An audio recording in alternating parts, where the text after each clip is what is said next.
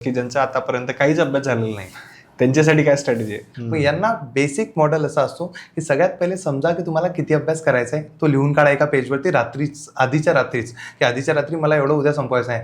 आणि दुसऱ्या दिवशी ह्या 3 गोष्टीपासून दूर राहायचं. पहिले मित्र, सध्या एक्झाम टाईममध्ये कोणतेच मित्र कामात पडत नाही. जर तुम्हाला कोणी म्हणत असेल की आपण ग्रुप स्टडी करू किंवा आपण मिळून कुठेतरी लायब्ररीत बसून अभ्यास करू, आता नसतो. एक्झाम टाईममध्ये ही गोष्ट खोटी. दुसरी गोष्ट मोबाईल. आता बरेच जण मोबाईलचं कसं आहे की बरेच जण मोबाईलमधून अभ्यास करतो म्हणतात. मग मोबाईलमधला अभ्यास कसा असतो की 1 तास व्हिडिओ पाहायचा, 2 तास रील पाहायच्या, 3 तास चॅटिंग करायची. मग तो वाला अभ्यास काही कामात पडणार नाही, म्हणून तो मोबाईलपासून दूर राहायचा. आणि तिसरं फॅमिली. आता तुम्ही म्हणता फॅमिलीपासून कसं दूर राहावं लागतं, कारण बऱ्याच घरांमध्ये असं आहे की गप्पा खूप चालतात. आता नॉर्मली माझ्या घरातली कंडिशन सांगतो. मी जर माझ्या मम्मी पप्पासोबत गप्पा करायला बसलो होतो ना 10वी तर आमच्या 3-3 तास 4 तास गप्पा चालायच्या, कारण त्यांचं असं म्हणणं होतं टेन्शन नको घेऊ, होऊन जाते.